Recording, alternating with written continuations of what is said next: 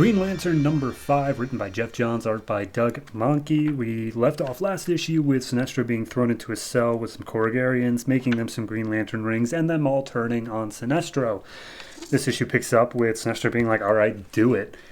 All of them are about to fire, but then they're like, wait a minute, okay, our rings aren't working. Oh god, Sinestro's going to kill us. But then Arsona, taking the lead, is like, nope, I can do this, no fear. And she fires off this massive blast at Sinestro. After, I should mention, Arsona's like, Sinestro, I was nothing to you, was I? And Sinestro's just like, less than nothing. And then the blast takes off.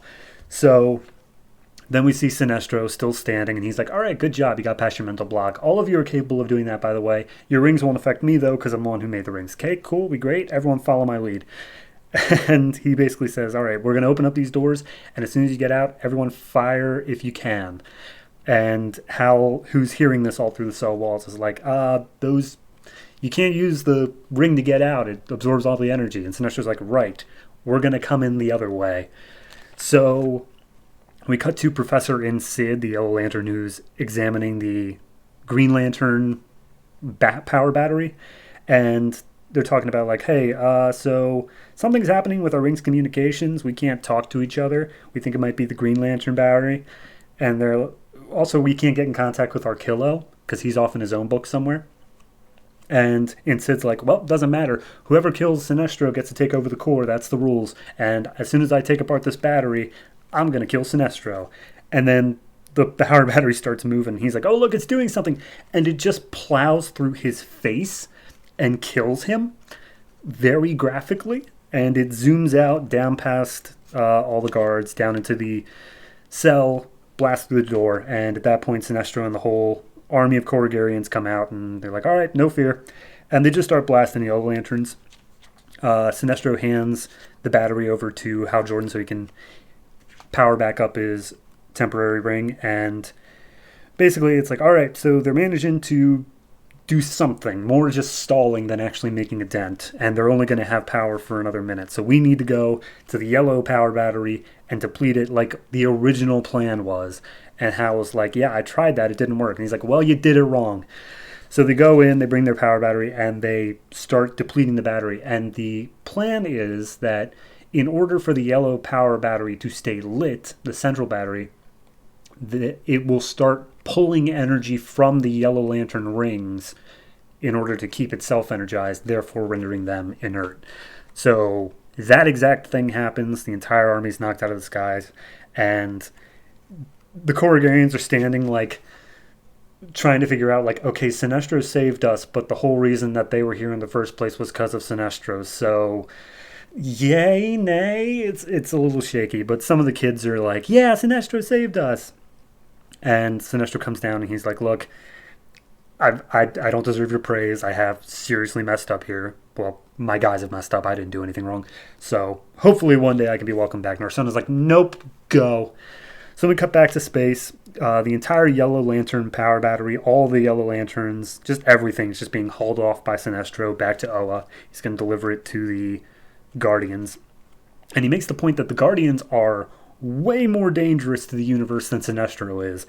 And Hal makes the point of like, you've always just wanted to take over things. You say you want order, but you want control. You want to be the one that does it. But you're just as capable of fear and doubt as anyone else. And Sinestro's like, no, I'm not. By the way, our pact is over. We finished up what I needed you for, so I'm sending you back to Earth now. Bye. And he specifically makes sure he has enough power to get back to Earth. But then Hal's like, what do you mean? We had a deal. I get to keep the ring if I help you. And he's like, right, you get to keep the ring. I'm not giving you a way to charge it, though. Goodbye. And he zooms Hal back to Earth. Hal lands, and he's totally out of power.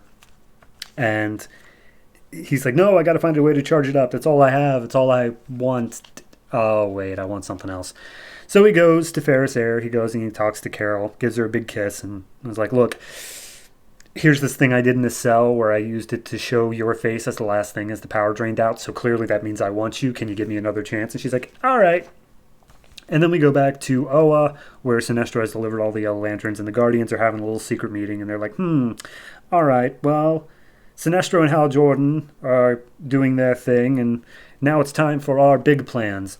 We are going to free the First Lantern, and the First Lantern will lead the Third Army, and the Third Army will replace the Green Lantern Corps, and the hip bone's connected to the leg bone, and blah, blah, blah. It just leads off with them saying that they're not going to be stopped. So, it's fine. It's fine. If that's the end of the arc, which I don't know if it technically is, but it's the end of at least that rescuing Korrigar story, it's fine. But it does just feel like it was more so setting up some other stuff. Also, I really don't like the fact that Hal lost the ring's juice. Just, he's going to get it back in like 10 seconds. Like, it's just, why even bother with it at that point? So, I don't know. It just feels a little bit limp in that I feel like this was more to set up of like, and again, this is in the middle of Jeff Johns' run, which started before the New 52. I get that I'm missing a lot of lead into this, and this may just be a sort of middle of whatever story, something that has to be told to get to the next part of the saga. But in terms of a reboot, in terms of you come in on this on number 1, it's okay. It's fine. It's maybe a bit fast-paced for me, but hey, whatever. Overall, though, I'm going to give it a 7, just because it is still very well written, very well drawn. It's just from the standard of what I was expecting earlier on that it's kind of letting me down a little bit. But hey, that's my fault. So looking forward to seeing what we do next in the Jeff Johns saga.